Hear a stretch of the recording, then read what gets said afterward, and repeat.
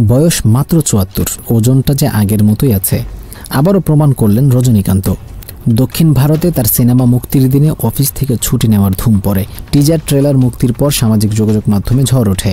ব্যতিক্রম হলো না এবারও। লোকেশ কঙ্গরাজ গত কয়েক বছর ধরে দক্ষিণের সবচেয়ে আলোচিত নির্মাতাদের একজন। তার নতুন সিনেমায় আবার আছেন রজনীকান্ত। আলোচনা হতে আর কি চাই। এই সিনেমার ট্রেলার মুক্তি পেয়েছে। আনুমানিকভাবেই ধুমধুমার পড়ে গেছে অন্তর্জালে।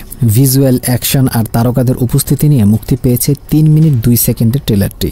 স্বর্ণপাচারের পটভূমিতে গড়ে উঠেছে এই ছবির গল্প, যেখানে এক কুলির অতীত আর বর্তমানের টানাপোড়েনে দেখা মিলবে রজনীকান্তের দুর্দান্ত রূপ। ট্রেলার শুরু হয় এক মনোলগ দিয়ে।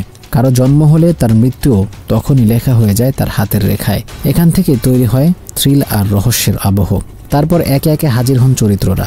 ছবিতে অল্প সময়ের জন্য দেখা মেলে আমির খানের। এরপর এক ঝলকে ক্যামেরার ফ্রেমে ধরা দেন দক্ষিণী তারকা নাগার্জুনা ও সত্যরাজ। সবার মাঝে এক অদৃশ্য যোগসূত্র, একজন কুলি।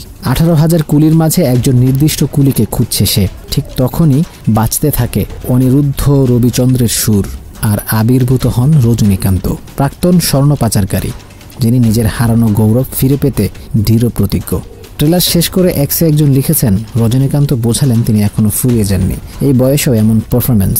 আরেক ভক্ত লিখেছেন, লোকেশ আর রজনীকান্ত যখন একসঙ্গে হন কি হতে পারে সেটারই আভাস পাওয়া গেল এবার। প্রায় 350 কোটি রুপির বাজেটের সিনেমার শুটিং শুরু হয় গত বছরের 5 জুলাই, শেষ হয় চলতি বছরের 17 মার্চ। 14 আগস্ট প্রেক্ষাগৃহে মুক্তি পাবে ছবিটি। রজনীকান্ত ছাড়াও ছবিতে আরও আছেন আমির খান, নাগার্জুনা, উপেন্দ্র, সত্যরাজ ও শ্রুতি হাসান।